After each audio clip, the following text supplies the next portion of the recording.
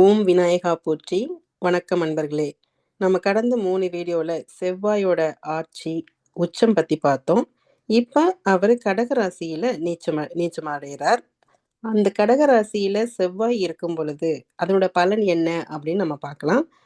இப்போ நம்ம கூட இணைஞ்சிருக்கிறவங்க டாக்டர் கலா. வணக்கம் கலா. வணக்கம். ஸோ இன்னைக்கு நம்ம பார்க்க போகிறது செவ்வாய் கடகராசியில் இருந்தால் என்ன பலன் அப்படின்னு. ஸோ ஃபஸ்ட்டு செவ்வாய்னா என்ன? வில் பவர், தைரியம், வீரம், டக்குன்னு செயல்படுறது, போட்டி போடுறது, சண்டை போடுற திறமை, முயற்சி எடுக்கிற திறமை, இதெல்லாம் குறிக்கும்.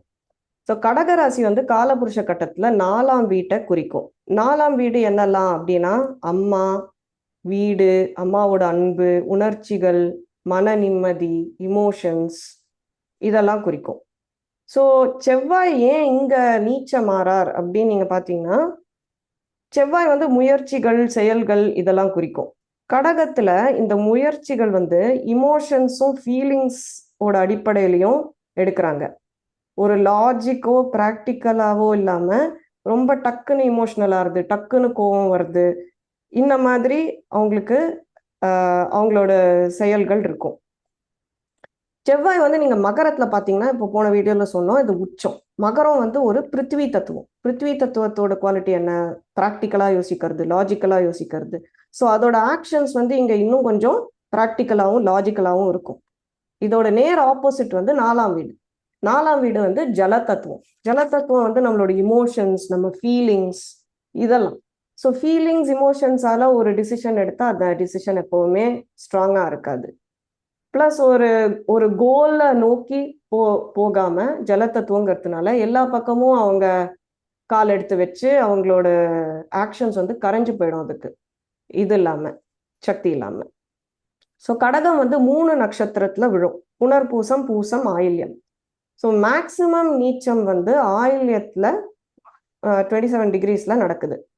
ஸோ ஏன்னு பார்த்தீங்கன்னா, ஆயில்யம் நட்சத்திரமோட ஒரு ஒரு குவாலிட்டி என்னன்னா, நடக்க போறத பத்தி ரொம்ப பயப்படுறது. இப்படி ஆயிடுமோ, அப்படி ஆயிடுமோ அப்படின்ற ஒரு பதட்டம். ஸோ ஒரு பர்பஸ்க்காகவோ, ஒரு கோல்காகவோ ஆக்ஷன் எடுக்காம, ஒரு பயத்துல, ஒரு இன்செக்யூரிட்டியில ஆக்ஷன் எடுத்துருவாங்க. ஸோ அது தப்பாக போகிறதுக்கு நிறைய சான்ஸ் இருக்கு. ஃபார் எக்ஸாம்பிள், ஒரு உதாரணத்துக்கு பார்த்தீங்கன்னா, எனக்கு இப்போ கல்யாணம் ஆகலைன்னா எப்பவுமே எனக்கு கல்யாணம் ஆகாது அப்படின்னு ஒரு ராங் பர்சன் கிட்ட, ராங் டைம், ராங் பர்சன் கிட்ட போய் மாட்டிக்கிறது. ஸோ அந்த டைம்ல அவங்க எப்படி ஃபீல் பண்றாங்களோ அதை பொறுத்து அவங்களோட செயல்கள் இருக்கும். ஸோ கடகம் அம்மாவையும் குறிக்கும். அப்படிங்கிறதுனால அம்மாவோட சண்டைகள், கருத்து வேறுபாடுகள், இதெல்லாம் நடக்கலாம்.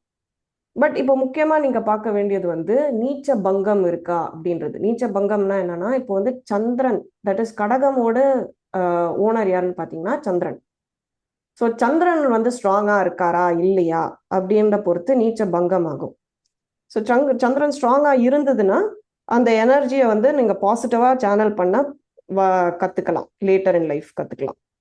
இன்னும் நிறைய கண்டிஷன்ஸ் இருக்கு. லைக் நவாம்சால செவ்வாய் உச்சமா இருந்துச்சுன்னா ஸ்டார்டிங்ல கஷ்டப்பட்டாலும் போக போக டிசிப்ளின்டா, ஏன்னா செவ்வாய் மகரத்துல உச்சம் இல்லையா? ஸோ நவாம்சத்துல மகரத்துல இருந்தா அது நீங்க போக போக டிசிப்ளின் பண்ணி உங்களோட எனர்ஜியை கண்ட்ரோல் பண்றதுக்கு நீங்க கத்துக்கலாம். ஸோ இந்த மாதிரி நிறைய விஷயங்கள் இருக்கு. அதை நம்ம போக போக பார்க்கலாம். இப்போதைக்கு இதுதான் ஜென்ரல் பலன்கள். நன்றி கலா. நம்ம கடந்த ஒரு 4 வீடியோவில் செவ்வாயை பற்றியும், அது தன்னுடைய ஆட்சி, நீச்சம், உச்சத்தில் இருக்கிற ராசிகளையும் அதனுடைய பலன்களையும் பார்த்தோம். நம்ம இன்னொரு வீடியோவில் வேறொரு தகவலோட உங்களை சந்திக்கிறோம். நன்றி, வணக்கம். வணக்கம்.